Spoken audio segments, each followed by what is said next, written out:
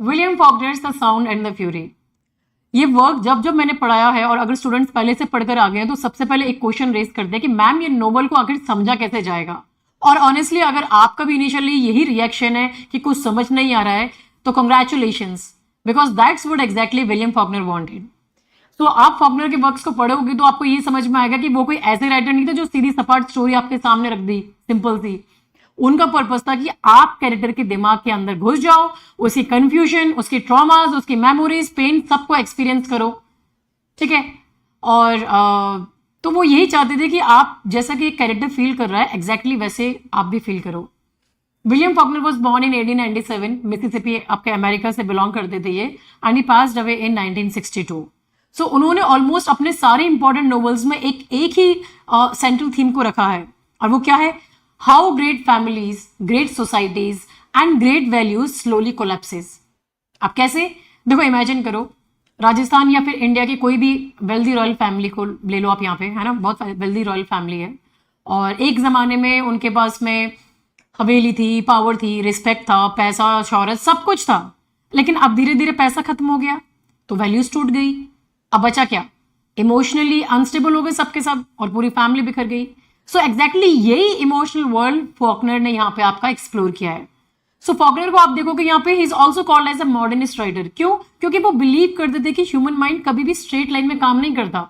अभी मान लो आप किचन में चाय बना रहे हो और अचानक से किसी परफ्यूम की स्मेल आ गई आपको, जो आपकी नानी यूज करती थी।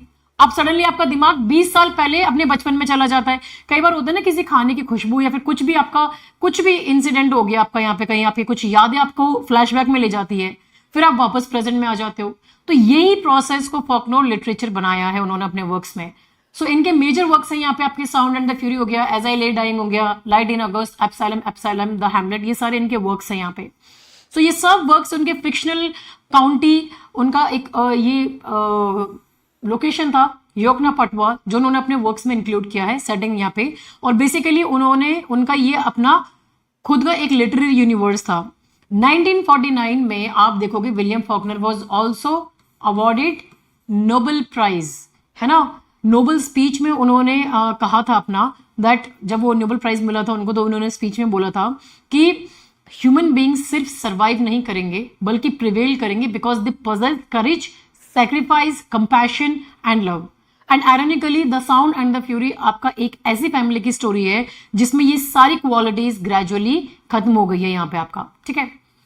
सो अगर आप इस वर्क का ओवरव्यू देखोगे यहाँ पे आपका, तो जब ये नोवेल आपका 1929 में पब्लिश हुआ था, तब बहुत सारे क्रिटिक्स इस वर्क को देख के बोले थे that this novel is unreadable. और ऑनेस्टली आज भी इंग्लिश लिटरेचर की सबसे डिफिकल्ट नोवेल्स में से इसका नाम आता है। लेकिन जब एक बार आप स्ट्रक्चर समझ जाओगे तो ये लिटरेचर का सबसे इमोशनल और हार्ट ब्रेकिंग स्टोरीज में से कंसिडर किया जाता है। सो ये नोवेल साइमल्टेनियसली 3 जॉनरीज में आपका काम कर रहा है यहाँ पे आपका। अब वो 3 जॉनरीज कौन कौन से इन्होंने लिखे हैं यहाँ पे? It is a modernist fiction, southern Gothic and a psychological novel. तो अब नॉर्मल नोवेल्स क्या करती है? एक स्टोरी होती है, एक नरेटर होता है, या और आपकी क्रोनोलॉजी क्लियर चलती है आपका यहाँ पे। अब फॉकनर ने क्या किया? एक ही फैमिली ट्रेजेडी को 4 अलग माइंड से, दिमाग से नरेट कर दिया है। सोचो, घर में एक बहुत बड़ी लड़ाई हो गई आपकी, है ना, फाइट हुई है। सो अगर आप मम्मी, पापा, भाई और बहन से सेपरेटली पूछोगे कि क्या हुआ था, तो चारों का आपको अलग वर्जन मिलेगा ना। तो एग्जैक्टली यही फॉकनर का अपना स्ट्रक्चर है। सो नोवेल आपके एक मिसिसिपी के योकना पटवा काउंटी में सेट है, और एक अरिस्टोक्रेटिक फैमिली जिसका आप कॉम्सन फैमिली के नाम से आप इसको जानते हो यहाँ पे। ठीक है, कॉम्सन हाउस, कॉम्सन फैमिली का स्टोरी है ये यहाँ पे आपका। और नोवेल के 4 सेक्शंस है। तो 4 सेक्शंस में आपका सबसे पहला सेक्शन आ जाता है ये बेंजी का सेक्शन। तो ये 7 अप्रैल 1928 में आपको ये वाला दिखेगा।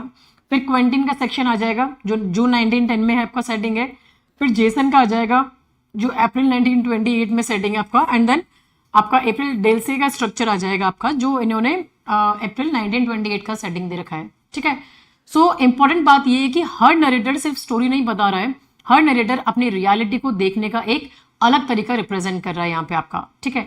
अब आप बोलो मुझे कि ये टाइटल जो है साउंड एंड द फ्यूरी, ये क्यों इसका रखा गया है? तो देखो, ये आपका नेट का भी बहुत फेवरेट क्वेश्चन है, क्योंकि इसका जो टाइटल है वो शेक्सपियर की मैकबेथ से लिया गया है। ठीक है। सो मैकबेथ एक बहुत अच्छी आपका स्पीच देता है एक्ट 5 सीन 5 में, और वो ये क्या थी, life's but a walking shadow, a tale told by an idiot, full of sound and fury and signifying nothing. तो ये टाइटल आपका, अब इसका मतलब क्या है इस कोट का। सो मैकबेथ कह रहा था कि ह्यूमन लाइफ शायद मीनिंगलेस है, बहुत नॉइज है, बहुत स्ट्रगल है और बहुत इमोशंस है, लेकिन एंड में शायद कोई मीनिंग ही नहीं है। सो फॉकनर ने आपका इसी फिलोसॉफी को अपने नोवेल का बेस बनाया। नोवेल का फर्स्ट नरेटर आपका बेंजी है यहाँ पे आपका, जो मेंटली डिसेबल्ड है, इसीलिए शेक्सपियर को शेक्सपियर जो कोर्ट में जो वो इडियट है यहाँ पे, वो डायरेक्टली बेंजी से कनेक्टेड है। ठीक है, अब आप आज की सोशल मीडिया कल्चर को देखो, हर सेकंड रील्स बन रही है, कंट्रोवर्सीज हो रही है, कमेंट्स आ रहे हैं, फाइट्स हो रही हैं, इमोशनल ब्रेकडाउन्स हो रहे हैं। सो अब ये क्या है, बहुत साउंड एंड फ्यूरी है, लेकिन कभी कभी लगता है कि नॉइज का एक्चुअल मीनिंग क्या है। सो फॉकनर भी आपका यही क्वेश्चन पूछ रहे हैं। तो टाइटल क्या सिंबलाइज कर रहा है आपका, title is symbolising chaos, meaninglessness, mental fragmentation, आपका जो फैमिली कोलैप्स है, आपका सदर्न सिविलाइजेशन का डाउनफॉल है, उन सबको ये रिप्रेजेंट कर रहा है यहाँ पे आपका। ठीक है, सो अब स्टोरी क्या है आपका, यहाँ पे कॉम्पसन फैमिली का क्राइसिस क्या आता है आपका। तो एंटायर नोवेल का आपका एक सेंटर है the destruction of the Compson family. एक टाइम पर यह फैमिली बहुत ही वेल्दी थी, रिस्पेक्टेड थी, अरिस्टोक्रेटिक थी, लेकिन नोवेल शुरू होने तक सब कुछ खत्म हो चुका है। सो मैं हमेशा एक स्टूडेंट्स को एग्जाम्पल देती हूँ उसको लेके, कि वही आपका इमेजिन करो, बहुत बड़ी आपका हवेली है, घर है, कुछ भी है, बाहर से देखो तो लगता है कि सब कुछ ठीक है, लेकिन अंदर के पिलर्स एक एक करके टूट रहे हैं। सो कॉम्पसन फैमिली भी एग्जैक्टली वही आपकी हवेली है, वही घर है आपका। यहाँ पे फादर है जेसन रिचमंड कॉम्पसन।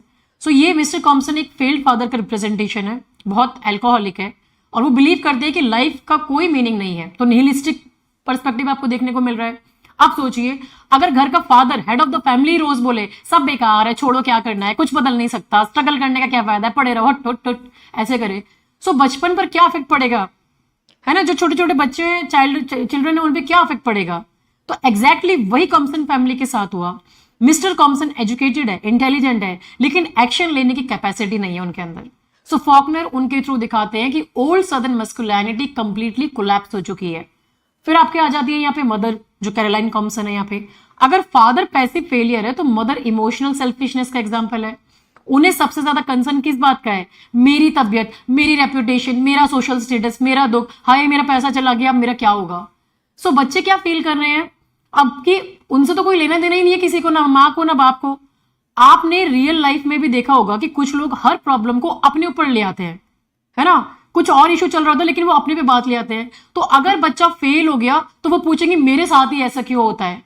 अरे भाई, तुम्हारे साथ थोड़ी ना हुआ, बच्चे के साथ में हुआ है, but then she make sure कि everything is about her. So Caroline exactly यही आपकी कैरेक्टर है, ऐसी इमोशनली अनअवेलेबल मदर है यहाँ पे आपका। ठीक है, फिर है कैडी कॉम्पसन, जिसको आप कैंडेस के नाम से जानते हो। So Candace is perhaps the most tragic character in the entire novel. और आयरनी देखो, एंटायर नोवेल उसके अराउंड रिवॉल्व करता है, लेकिन उसको खुद बोलने का कभी मौका ही नहीं दिया गया। सब उसके बारे में बात करते हैं, बेंजी उसको वर्शिप करता है, क्वेंटिन उसके लिए ऑब्सेस्ड है, जेसन उसे हेट करता है, लेकिन कैडी कभी खुद भी, मतलब कभी उसने खुद की स्टोरी को नरेट नहीं किया। तो ये पैट्रियार्की का बहुत पावरफुल एग्जाम्पल है। रियल लाइफ में भी कई बार लड़कियों की जिंदगी के डिसीजंस हर कोई लेता है एक्सेप्ट दैट गर्ल। फैमिली लेगी, सोसाइटी लेगी, फादर लेंगे, ब्रदर लेंगे, शादी के बाद हस्बैंड लेगा, लेकिन उसकी अपनी कोई वॉइस नहीं दिखेगी आपको, खो जाती है वो वॉइस। सो कैडी चाइल्डहुड में इनोसेंस और लव को रिप्रेजेंट करती है, लेकिन जैसे ही वो सेक्सुअली इंडिपेंडेंट होती है, पूरी फैमिली उसको एक प्रॉब्लम की तरह ट्रीट करने लग जाती है। सो फॉकनर यहाँ एक्सपोज करते हैं कि पैट्रियार्कल सोसाइटी में बेटे की गलती माफ हो सकती है, लेकिन बेटे की चॉइस फैमिली का ऑनर बन जाती है यहाँ पे आपका। फिर आ जाता है आपका बेंजी कॉम्पसन, जिसको आप मॉरी के नाम से जानते हो, and he is the first narrator. So Benji आपका मेंटली डिसेबल्ड है यहाँ पे, उसके लिए पास्ट प्रेजेंट में कोई डिफरेंस नहीं है, मेमोरीज और रियलिटी सब सेम है। सपोज आपका स्कूल का फेयरवेल आपको सॉन्ग सुनाई दे रहा है, अचानक आपको अपने फ्रेंड्स, टीचर्स और अपने क्रश और फेयरवेल डे का मतलब सारी चीज आपको याद आ गई है। सो बेंजी पूरी लाइफ इसी तरह एक्सपीरियंस करता है, उसके लिए टाइम लीनियर नहीं है, कुछ भी चीज उसको यहाँ पे क्लिक करती है, उसकी मेमोरीज फ्लैशबैक की तरह आ जाती है। सो बेंजी मतलब फॉकनर ने यहाँ पे आप देखोगे कि रीडर्स को कंफ्यूज इसीलिए करते हैं क्योंकि वो चाहते हैं कि हम भी बेंजी की तरह दुनिया को फील करें। सो बेंजी के लिए कैडी एक सेफ्टी है, कैडी उसका इमोशनल होम है, और जब कैडी चली जाती है तो बेंजी की दुनिया कोलैप्स कर जाती है। सो बेंजी ह्यूमन सफरिंग का प्योरेस्ट फॉर्म यहाँ पे रिप्रेजेंट कर रहा है आपका, ठीक है। फिर आपका क्वेंटिन आ जाता है, ये सेकंड नरेटर है। सो अगर आप बेंजी को इमोशनली सफरिंग बताओगे यहाँ पे, सो क्वेंटिन आपका इंटेलेक्चुअल सफरिंग को रिप्रेजेंट कर रहा है। क्वेंटिन हार्वर्ड में पढ़ रहा है, लेकिन उसका जो पूरा माइंड है वो सिर्फ 4 चीजों में अटका हुआ है, कैडी, फैमिली ऑनर, सदर्न वैल्यूज और टाइम। अब उसकी सबसे बड़ी प्रॉब्लम क्या है, that he can not move on. आज की भाषा में मैं बात करूं, आज के लैंग्वेज में, तो क्वेंटिन वो इंसान है जो रोज ओल्ड चैट्स पढ़ रहा है, ओल्ड फोटोज देख रहा है, ओल्ड मेमोरीज रिविजिट कर रहा है यहाँ पे, और प्रेजेंट में जीना भूल गया है। सो मेमोरीज उसके लिए प्रिजन बन जाती है। एक पॉइंट पर वो अपनी वॉच तक को तोड़ देता है। लेकिन फॉकनर का जीनियस यहाँ पे देखिए, वॉच तोड़ सकते हो, टाइम को तो नहीं तोड़ पाओगे। सो इवेंचुअली क्वेंटिन जो है सुसाइड कर लेता है, और वो रिप्रेजेंट करता है डेथ ऑफ आइडियलिज्म को। जेसन कैम्सन है यहाँ पे आपका, तो ये थर्ड नरेटर है आपका यहाँ पे, और ये सबसे इजी नरेटर है और सबसे टॉक्सिक भी। अब ये क्या है, बहुत लालची है, रेसिस्ट है, मिसोगिनिस्टिक है, सेल्फिश और बहुत बिटर भी है।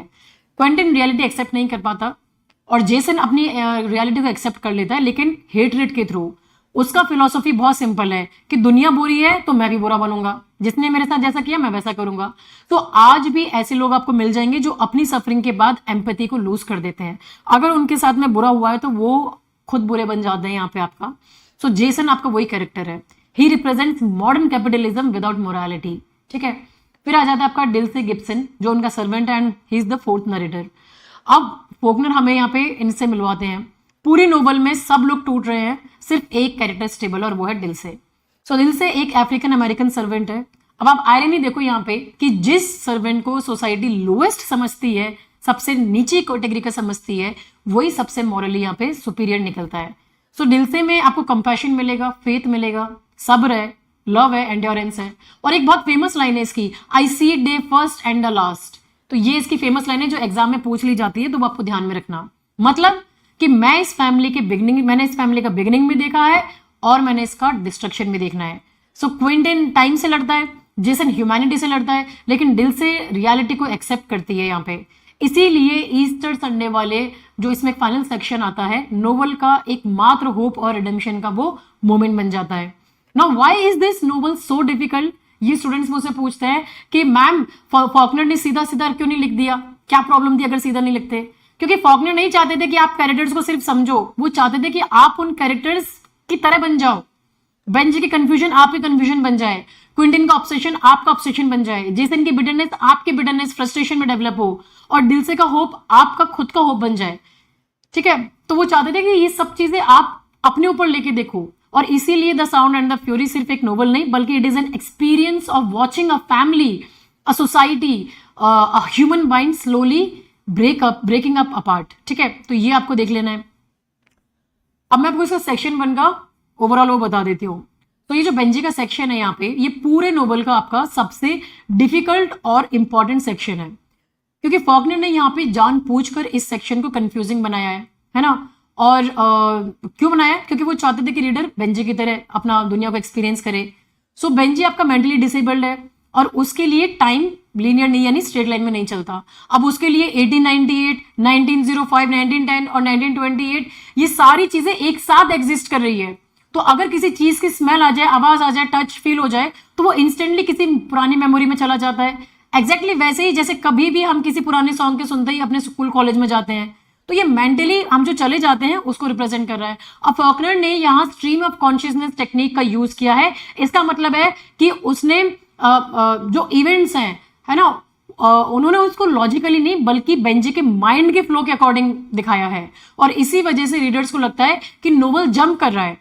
एक्चुअली नोवेल जंप नहीं कर रहा होता, बल्कि बेंजी के माइंड जंप कर रहा है। सो फॉकनर हमें स्टोरी नहीं सुना रहे, बल्कि एक डैमेज्ड कॉन्शियसनेस के अंदर दिखा रहे हैं। सो बेंजी की मेमोरीज मोस्टली सेंसरी ट्रिगर्स हैं, उससे एक्टिवेट होती है। और सबसे इंपॉर्टेंट ट्रिगर है कैडी की स्मेल। बचपन में कैडी के पास और ट्रीज और नेचर की फ्रेश स्मेल होती थी। सो बेंजी के लिए वो सिक्योरिटी और लव का सिंबल है। तो जब कैडी बड़ी होती है और उसकी सेक्सुअलिटी डेवलप होती है, तो बेंजी को लगता है कि कुछ फंडामेंटल चीज चेंज हो गई है। वो एक्सप्लेन नहीं कर सकता, लेकिन वो फील कर सकता है। और इसी तरह फ्लावर्स और जो जिम्सन वीड है, जो इनकी फायर, कोल्ड वेदर और ये सिमेट्रिक इमेजेस है, उसके अंदर सप्रेस्ड दबी हुई मेमोरीज को एक्टिवेट कर देती है वो यहाँ पे आपका।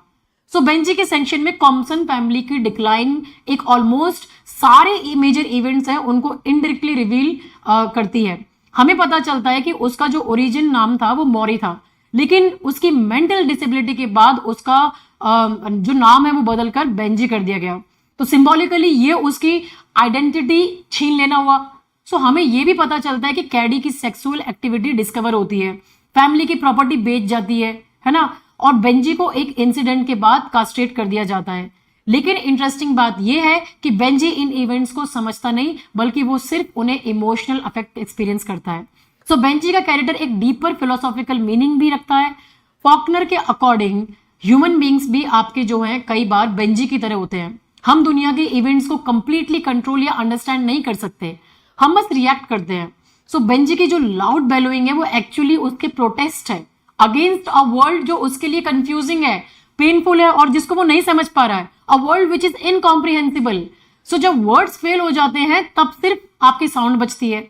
सो फॉकनर ने पहले एडिशन में इटैलिक्स का यूज किया था यहाँ पे, ताकि रीडर समझ सके कि बेंजी किस टाइम पीरियड में मूव कर रहा है। लेकिन इवन विद दीज सिग्नल्स ये सेक्शन फ्रेगमेंटेड ही लगता है आपका। सो ये फ्रेगमेंटेशन सिर्फ स्टाइलिस्टिक एक्सपेरिमेंट नहीं था, बल्कि कॉम्पसन फैमिली का आपका एक साइकोलॉजिकल और मॉरल कोलैप्स को यहाँ पे रिप्रेजेंट कर रहा है। सो बेंजी का जो ब्रोकन कॉन्शियसनेस है वो एक्चुअली पूरे फैमिली का ब्रोकन एग्जिस्टेंस का मेटाफर बन जाता है यहाँ पे आपका। ठीक है, फिर आ जाता है आपका क्वेंटिन का सेक्शन यहाँ पे, जो सेकंड सेक्शन आपका यहाँ पे। सो अगर बेंजी आपका फिजिकल इमोशनल सफरिंग रिप्रेजेंट कर रहा है, तो क्वेंटिन साइकोलॉजिकल सफरिंग का अल्टीमेट एग्जाम्पल है। क्वेंटिन का पूरा सेक्शन उस दिन नरेट होता है जिस दिन वो सुसाइड करने वाला है। तो रीडर को ग्रेजुअली रियलाइज होता है कि वो सिर्फ मेमोरीज रिकॉल नहीं कर रहा, बल्कि अपनी डेथ की प्रिपरेशन कर रहा है।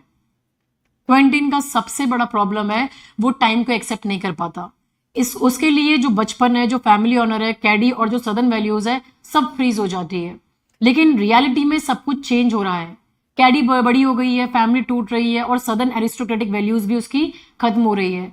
सो क्वेंटिन का ट्रेजिक फ्लॉ ये है कि वो रियलिटी को एक्सेप्ट करने की बजाय उससे फाइट करता रहता है, और उसका सबसे बड़ा ऑब्सेशन है कैडी की वर्जिनिटी।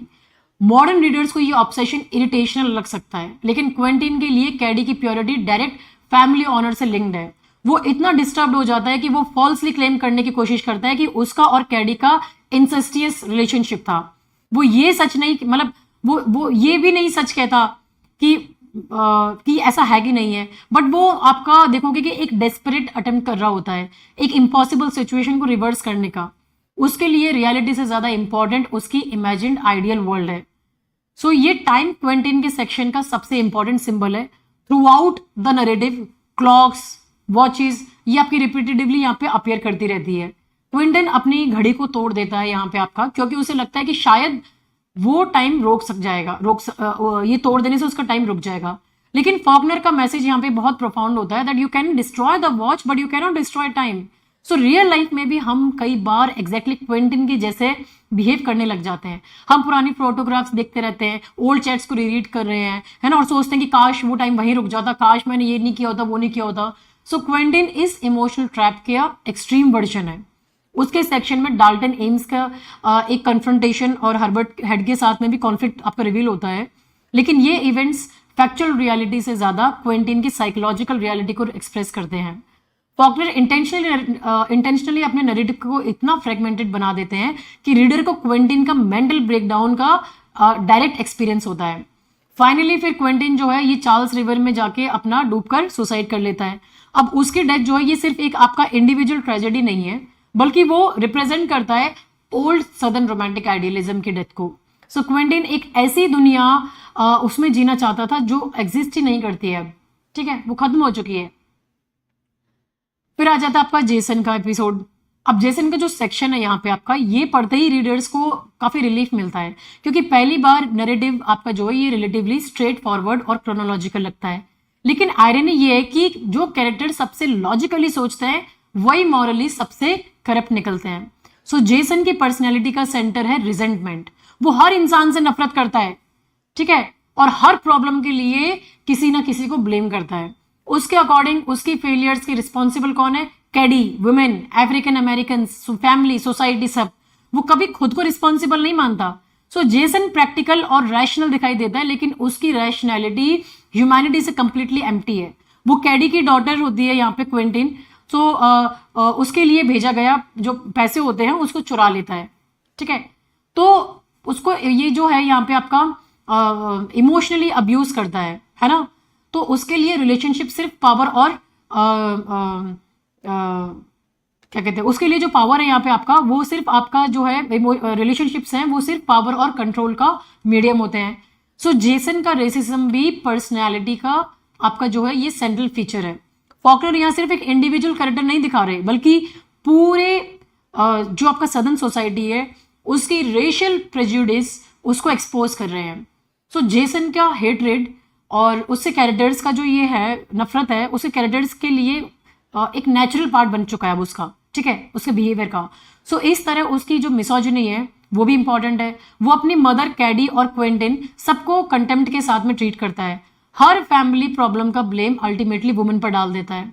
तो रियल लाइफ में भी कई सोसाइटीज में जब फैमिली कोलैप्स होती है तो सबसे पहले ब्लेम किसको करते हैं? वुमेन को किया जाता है। सो फॉकनर इसी हिपोक्रेसी को एक्सपोज करते हैं। सो जेसन का कैरेक्टर मॉडर्न कैपिटलिस्ट सोसाइटी का सिंबल है। क्विंटिन आइडियलिस्टिक था, है ना, और फेल हो गया। तो क्विंटिन जो है यहाँ पे आपका जेसन जो है ये प्रैक्टिकल है और फाइनेंशियली सर्वाइव कर लेता है, लेकिन उसकी सक्सेस की प्राइस उसकी ह्यूमैनिटी का कंप्लीट डिस्ट्रक्शन है। वो मटेरियली सक्सेसफुल है, लेकिन वो स्पिरिचुअली डेड बन जाता है यहाँ पे आपका। अब आ जाता है आपका दिल से। सो दिल से का सेक्शन पूरे नोवेल का एक इमोशनल और मॉरल क्लाइमैक्स है। सबसे पहले इंपॉर्टेंट बात ये है कि ये नोवेल आपका नोवेल में जो है ये आपका ओनली थर्ड पर्सन सेक्शन है। पहली बार रीडर को किसी डैमेज कॉन्शियसनेस के अंदर नहीं जाना पड़ रहा। सडन जो नरेटिव है यहाँ पे आपका वो स्टेबल और ऑब्जेक्टिव यहाँ पे दिखाई देता है। सो दिल से एक आपका अफ्रीकन अमेरिकन सर्वेंट है जो पूरी कॉम्सन फैमिली को बचपन से देख रहा है। अब आयरनिकली जिस कैरेक्टर को सोसाइटी लोएस्ट स्टेटस देती है वही नोवेल का सबसे मॉरली सुपीरियर कैरेक्टर है यहाँ पे। तो ये सेक्शन ईस्टर संडे पर आपका सेट है। क्रिश्चियनिटी में आपका ईस्टर रिजरेक्शन और होप का सिंबल होता है। सो फॉकनर ने इसी रिलीजियस सिंबोलिज्म का यूज करके आपका सजेस्ट किया है कि डिस्ट्रक्शन के बाद भी जो हमारा होप होता है, हमारा स्पिरिचुअल रिन्यूअल होता है, वो पॉसिबल है। अब चर्च सर्विस का सीन जो है ये नोवेल का सबसे पावरफुल सीन्स में से एक है। अब दिल से जो होता है ये सरमन्स सुनते हुए इमोशनल और स्पिरिचुअल ट्रांसेंडेंस एक्सपीरियंस करती है यहाँ पे। सो जहाँ कॉम्सन फैमिली है जो उनके जो वाइट एरिस्टोक्रेट्स हैं जो वो फेथ, मोरालिटी और ह्यूमैनिटी लूज कर चुके हैं, वहीं दिल से अभी भी कंपैशन और बिलीफ को प्रिजर्व करती है। तो अब जब वो ये डायलॉग मारती है यहाँ पे अपना ये लाइन बोलती है, I see the first and the last, तो इसका मीनिंग सिर्फ इतना नहीं था कि उसने फैमिली की बिगनिंग और एंडिंग देखी है। इसका डीपर मीनिंग है कि उसने ह्यूमन राइज और ह्यूमन डिक्लाइन दोनों को विटनेस किया है। सो वो हिस्ट्री का विटनेस बन जाती है। तो दिल से क्विंटिन की तरह टाइम से फाइट नहीं करती, जेसन की तरह वो हेट्रेड में नहीं जीती, सो बेंजिन की तरह वो कन्फ्यूजन में भी नहीं रहती है। सो वो सफरिंग को एक्सेप्ट करती है और उसके थ्रू हम यहाँ पे आपका देखते हैं कि जो वो है वो सर्वाइव करती है। सो नोवेल के एंड में जब बेंजी को कैरिज में ले जाया जाता है और उसका जो रूट होता है यहाँ पे वो टेम्परेली डिस्टर्ब हो जाता है, तो वो पैनिक करने लगती है। लेकिन जब ऑर्डर रिस्टोर होता है तो वो काम हो जाता है। और ये फाइनल सीन सिंबलाइज करता है कि चाहे ह्यूमन लाइफ कितनी भी क्योटिक क्यों ना हो, ह्यूमन बींग्स फिर भी आपका ऑर्डर, मीनिंग, आपका जो स्टेबिलिटी है उनको सर्च करते रहते हैं। और इसीलिए दिल से का सेक्शन पूरे नोवेल का मॉडल सेंटर बन जाता है। अगर बेंजी क्योस है, क्विंटिन ऑब्सेशन है, जेसन करप्शन है, तो दिल से एंड्योरेंस और होप है यहाँ पे आपका, ठीक है। टाइम एंड डिके का थीम्स देखोगे यहाँ पे तो साउंड एंड फ्यूरी, इसमें आपको टाइम सबसे पावरफुल विलन लगेगा। फॉकनर ने यहाँ पे शो किया कि टाइम कभी रुकता नहीं है, पास्ट हमेशा आपके प्रेजेंट को हॉन्ट करता रहता है। और क्विंटिन का जो टाइम है यहाँ पे वो टाइम को क्विंटिन रोकना चाहता था, बेंजी टाइम को समझ ही नहीं पाता है और जेसन प्रेजेंट में जीता है। तो ब्रोकन वॉचेस, क्लॉक्स और ईस्टर के सेटिंग रिपीटेटिवली हमें याद दिलाती है कि टाइम की प्रोग्रेस को कोई कंट्रोल नहीं कर सकता। जैसे कॉम्सन फैमिली धीरे धीरे कोलैप्स हो रही है, वैसे ही अमेरिकन साउथ भी आपका जो है वहां पे जो सिविल वॉर के बाद है वो डिक्लाइन हो रहा है यहाँ पे आपका। Southern Gothic and decadence, so Faulkner ने कॉम्सन हाउस को एक सिंबॉलिक हॉन्टेड हवेली की तरह उन्होंने बताया है। बाहर से एरिस्टोक्रेटिक है और रिस्पेक्टेबल है, लेकिन अंदर से मॉरली और इमोशनली खोखली हो चुकी है यहाँ पे आपका। सो सदर्न गॉथिक ट्रेडिशन में डीके, मैडनेस, गिल्ट और ये जो फैमिली सीक्रेट्स हैं, ये सारे आपके बहुत इंपॉर्टेंट होते हैं। कैडी की सेक्सुअलिटी को फैमिली ने इतना बड़ा इशू बना दिया था कि वो वही इवेंचुअली पूरे फैमिली का कोलैप्स का कैटलिस्ट बन जाता है। सो फॉकनर जो है वो दिखाते हैं कि जब सोसाइटी अपीयरेंस को रियलिटी से ज्यादा इंपॉर्टेंस देती है तो डिस्ट्रक्शन आपका इनएविटेबल होता है यहाँ पे, ठीक है।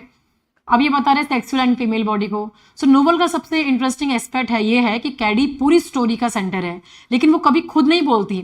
बेंजी उसे लव करता है, क्विंटिन उसके लिए ऑब्सेस्ड है, जेसन उससे हेट करता है और उसकी जो बॉडी और सेक्सुअलिटी है उस पर सब कंट्रोल करना चाहते हैं। सो फेमिनिस्ट क्रिटिक्स के अकॉर्डिंग फॉकनर यहाँ पेट्रियार्कल सोसाइटीज को क्रिटिसाइज कर रहे हैं जो वुमेन की प्योरिटी और वर्जिनिटी को उसकी इंडिविजुअलिटी से ज्यादा इंपॉर्टेंट देती है। इनोसेंस एंड करप्शन का बात करोगे तो बेंजी नोवेल में इनोसेंस का सिंबल है। वो दुनिया की क्रुएलिटी और करप्शन को समझ ही नहीं पाता, इसीलिए उसकी सफरिंग और भी ट्रेजिक लगती है। क्विंटिन आपकी चाइल्डहुड की प्योरिटी को और इनोसेंस को प्रिजर्व करना चाहता है, लेकिन फेल हो जाता है। जेसन तक आते आते हम करप्शन तक का फाइनल स्टेज उसको विटनेस करते हैं, जहां इंसान के पास पैसा तो होता है लेकिन मोरालिटी और ह्यूमैनिटी नहीं होती है। सो फॉकनर ने दिखाया कि इनोसेंस को परमानेंटली प्रिजर्व करना इम्पॉसिबल है आपका। रेसिज्म एंड पावर हो गया। सो जेसन का जो रेसिज्म है वो सिर्फ पर्सनल प्रेजुडिस नहीं है, वो पूरे सदर्न सोसाइटी की मॉरल कोलैप्स का सिंबल है।